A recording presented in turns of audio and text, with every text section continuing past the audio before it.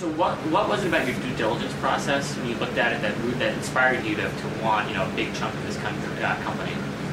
Three things. Their focus on solving future problems without being inhibited by past solutions, if you will. I mean, they really, Schwanfu's got an enormous vision for, looking at the future and saying, gee, what are the impediments to getting to that, an electric vehicle or things of that nature. Secondly, he's put together a research and development capability that is very significant, and he's got them very focused. I mean, as an example, they've got over 1,000 engineers and scientists just focused on their automobile battery.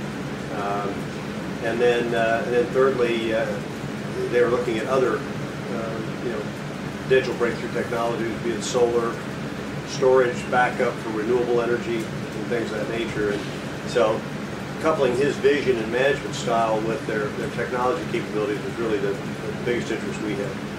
If someone wants to fast charge, that's going to be a separate kit, right? Correct. I think they're talking about $3,000 for that to be installed in your garage or home or workplace.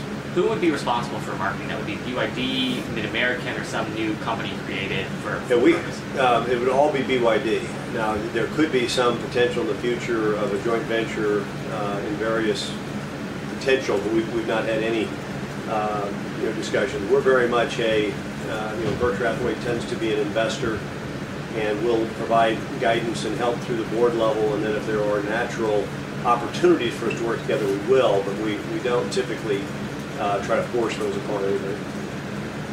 Just you mentioned the 250-mile range, and to sort of divert a little bit from this, Ford has said that their goal for 2011 is to have an electric vehicle, what they call a long-range electric vehicle, which goes 100 miles on a charge. At a quick charge of 10 minutes, theoretically at 50% power, the 250-mile, 249-mile E6 can then go 125 miles. 25 miles past the fully charged Ford. Have you driven one of these cars 250 miles? I have. You haven't? I've driven them a fair bit and tried to find as many flaws in them as I could and issues. They're actually very fun to drive. One of the things that surprised me about the vehicle, I drove the larger one, the F6. I've actually driven that. The chairman drove me around the floor last year. So I get to take it out on the track and just so faster than 5 miles an hour. Do whatever I wanted to do with it. Yeah. What really shocked me was the acceleration. I guess I kind of thought it was going to be sort of a golf cart-like vehicle, and was amazed at the acceleration the vehicle had and the handling that the vehicle had. With the only negative I really had with that vehicle, they've got some fit and finish issues that they'll be working on, but that's more interior type stuff. The only negative I had was the electric motor doesn't make any noise. And it's such an odd thing to go from 0 to 60 in 7 seconds and not hear anything. But that's just cultural reality of change, I guess. But now the difference I think for BYD, and the reason I think them marrying some of their technology with whether it's Ford or General Motors or others, is they've really focused on the battery and the power system from that, the fixed magnet battery structure and things of that nature, and the motors. And marrying that with the fit and finish of a modern, American-made vehicle or other is a real opportunity to move these vehicles into the market much faster.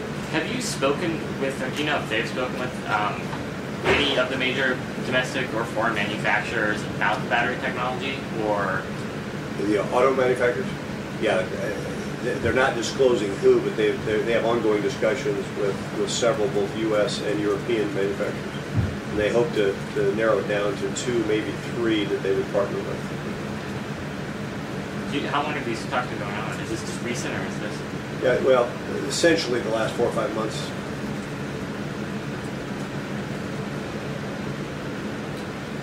So do you think that, and this gets more into the auto side of it, do you think there would be a slight refresh? Because I was in the car. I mean, it's besides the F6, besides the somewhat derivative looks, the fit and finish wasn't amazing, and the design isn't particularly modern by domestic standards. The Chinese market is different. Do you think that were these vehicles, or when these vehicles come to market here, it'll include an upgrade visually and in terms of everything, or is partnership the more likely route for this technology to get here?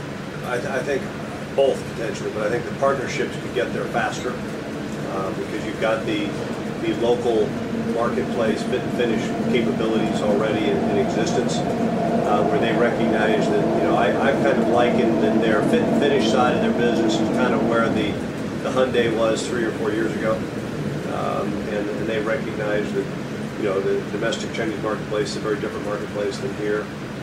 The good news is that's probably the easier element to step up from than the battery side. So, but we're certainly encouraging them to find partners in the domestic U.S. market, because it's good for the U.S. manufacturers to have access to this technology, but will also get BYD into the market that much faster.